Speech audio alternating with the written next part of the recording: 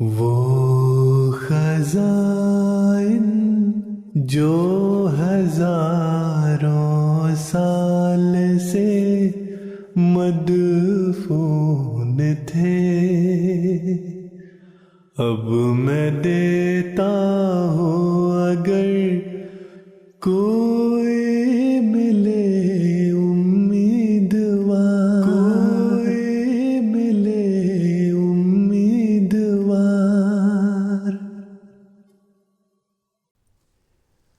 اعوذ باللہ من الشیطان الرجیم، بسم اللہ الرحمن الرحیم۔ ملفوظات سیدنا حضرت اقدس مسیح موعود علیہ الصلوۃ والسلام۔ بلاؤں اور خوف کی افادیت۔ حضور علیہ الصلوۃ والسلام فرماتے ہیں، طاعون بجائے خود انسان کے ایمان کے پرکھے جانے کا بھی ایک ذریعہ ہے۔ اب طاعون تو مان نہ مان میں تیرا مہمان ہو کر آئی ہے۔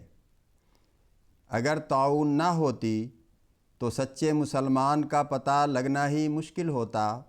جو خدا تعالیٰ سے ڈرتے ہیں وہ اس وقت طاعون کو دیکھ کر جلد تبدیلی کرتے ہیں۔ یہ دیکھا گیا ہے کہ معمولی موتیں جو ہر روز ہوتی رہتی ہیں، یہ گو انسان کو بیدار کرنے کے لیے کافی ہیں اگر وہ ان سے عبرت حاصل کرے، لیکن تجربہ بتاتا ہے کہ وہ ناکافی ہیں اور وہ دنیا کے تعلقات پر موت وارد کرنے کے لیے اس قدر مفید اور میسر ثابت نہیں ہوتی ہیں جس قدر کہ اب طاعون، اور اس کی وجہ یہ ہے کہ معمولی موتیں اب معمولی موتیں ہونے کی وجہ سے اس قدر خوفناک نہیں رہی ہیں، لیکن اب طاعون کے حملوں سے ایک عالمگیر خوف چھا گیا ہے، اور یہ وقت ہے کہ خدا تعالیٰ ہی کو اپنا ماوا و ملجا بنایا جاوے۔ غور کر کے دیکھو کہ کس قدر وحشت ہو سکتی ہے جب ایک گھر میں 2-4 مردے پڑے ہوں اور کوئی اٹھانے والا بھی موجود نہ ہو۔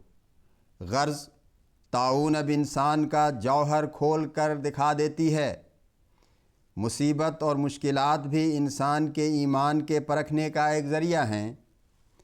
چنانچہ قرآن شریف میں آیا ہے، احسب الناس ان یترکوا ان یقولوا آمنا وہم لا یفتنون۔ اب ہم دیکھتے ہیں کہ ہمیں جماعت کو بہت زیادہ کہنے کی ضرورت نہیں ہے، کیونکہ یہ موت سب سے بڑھ کر منذرات میں سے ہے۔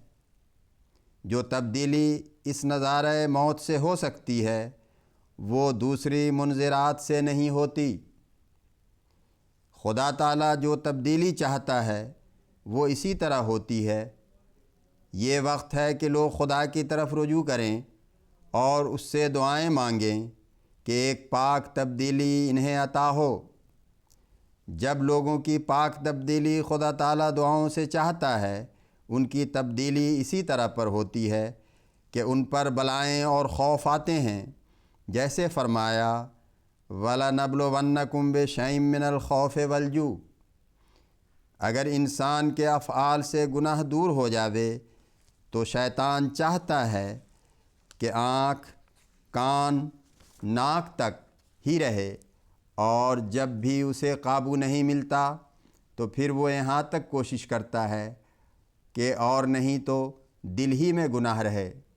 گویا شیطان اپنی لڑائی کو اختتام تک پہنچاتا ہے، مگر جس دل میں خدا کا خوف ہے وہاں شیطان کی حکومت نہیں چل سکتی۔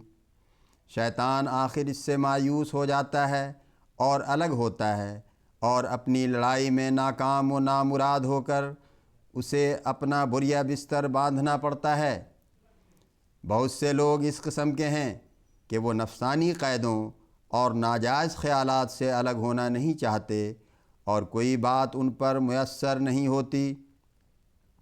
آخر خدا تعالیٰ ان پر یوں رحم کرتا ہے کہ بعض ابتلا آ جاتے ہیں تو وہ آہستہ آہستہ ان سے باز آ جاتے ہیں۔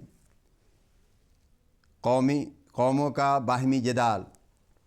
حضور علیہ السلام فرماتے ہیں، اس وقت عام طور پر قوموں کا مناظرہ خدا تعالیٰ کی طرف سے پیش آ گیا ہے۔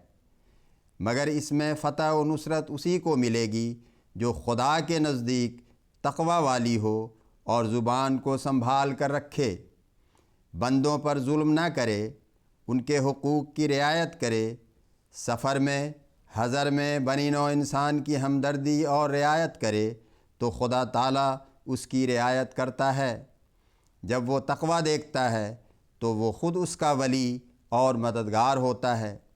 یہ بالکل سچی بات ہے کہ خدا تعالیٰ کا کسی کے ساتھ کوئی جسمانی رشتہ نہیں ہے۔ خدا تعالیٰ خود انصاف ہے اور انصاف کو دوست رکھتا ہے۔ وہ خود عدل ہے، عدل کو دوست رکھتا ہے، اس لیے ظاہری رشتوں کی پرواہ نہیں کرتا۔ جو تقوی کی رعایت کرتا ہے اسے وہ اپنے فضل سے بچاتا ہے اور اس کا ساتھ دیتا ہے، اور اسی لیے اس نے فرمایا ان اکرمکم عند اللہ اتقاکم۔ پس اس مناظرہ میں متقی ہی کامیاب ہوگا۔ اللہم صلی علی محمد وآل محمد وبارک وسلم انک حمید مجید۔